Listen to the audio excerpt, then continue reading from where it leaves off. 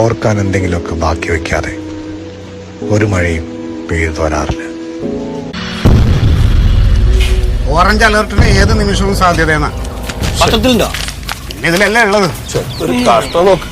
ഇതെങ്ങാനും shutter തുറന്നിട്ട് വെള്ളം ഇങ്ങോട്ട് കുത്തിയൊലിച്ച് വന്ന വീടും കൂടെ ഒക്കെ ഒലിച്ചു കൂട്ടോ. ഇജ്ജ് പേടിപ്പിക്കില്ല സുഗത, അല്ലെങ്കിൽ തന്നെ മനസ്സിന് ഉറക്കം കിട്ടില്ല ഇന്നലെ മുതൽ.